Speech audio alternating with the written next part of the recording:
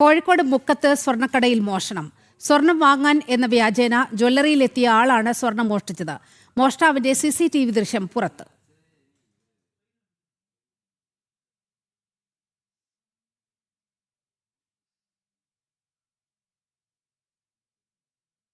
രമ്യ ദാസ് ചേരുന്നുണ്ട് വിവരങ്ങളുമായി. രമ്യ, മോഷ്ടാവിനെ പിടികിട്ടിയോ?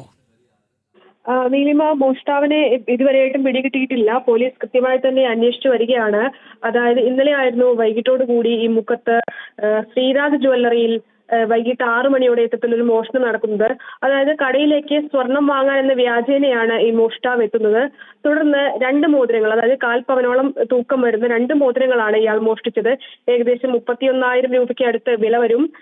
ഇത് കൈവശപ്പെടുത്തിയ ശേഷം ഇയാള് ഉടമയുടെയും അതുപോലെ തന്നെ ജീവനക്കാരുടെയും എല്ലാം ശ്രദ്ധ തെറ്റിച്ച് കടയിൽ നിന്നും ഇറങ്ങി ഓടുകയായിരുന്നു. തുടർന്ന് ഈ മുക്കം പോസ്റ്റ് ഓഫീസിന് സമീപം നിർത്തിയിട്ട ഒരു കാറിൽ ഇയാൾ രക്ഷപ്പെടുകയും ചെയ്തു. ഈ CCTV ദൃശ്യങ്ങൾ ഉൾപ്പെടെയാണ് ഇപ്പോൾ കടയുടമ മുക്കം പോലീസിൽ പരാതി നൽകിയിട്ടുള്ളത്. പോലീസ് ഈ കേസുമായി ബന്ധപ്പെട്ട അന്വേഷണങ്ങൾ നടത്തി വരികയാണ്. ഓക്കെ രമ്യ.